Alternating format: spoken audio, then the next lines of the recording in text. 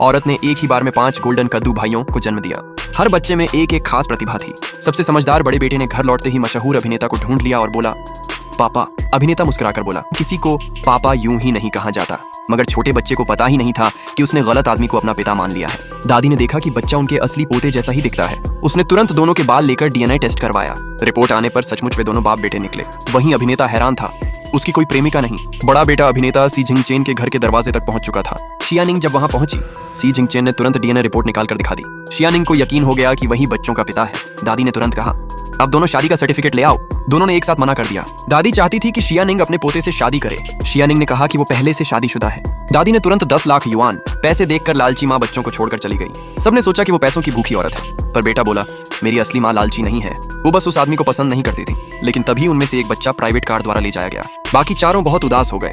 उन्होंने एक दूसरे से कहा कि अगर एक भाई डैन डैन मिले तो पहचानना नहीं। उन्हें लगा उनका पिता अच्छा आदमी नहीं है और उनका परिवार बहुत छोटा है, जबकि वो बड़ा घराना है। वो नहीं चाहते थे कि भाई किसी मुसीबत में पड़े। पर बाकी चारों बच्चों ने तय किया कि वो एक भाई को वापस लाएंगे ताकि सब एक साथ रहें। उधर सी परिवार के घर में एक भाई ने सी जिंगहान को देखा और बोला, क्या मैं आपको गले लगा सकता हूँ? क्या आप मेरे साथ खेलेंगे?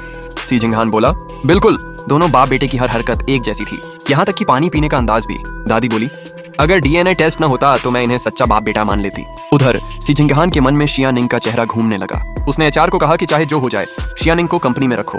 अगले दिन कंपनी ने उसे ऊंची तनख्वाह और चीफ डिजाइनर का पद ऑफर किया। 7 अंकों की सैलरी देखकर शियानिंग ने मान लिया। उसने सोचा शायद इससे वो अपने बेटे से मिल सके। पहले ही दिन सीईओ की मंगेतर को पता चला कि शियानिंग लौट आई है।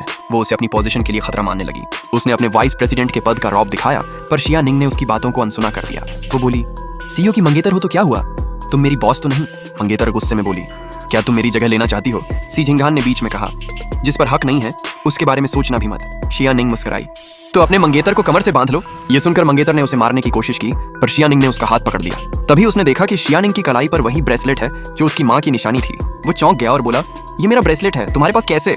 शियानिंग बोली, क्या कहा?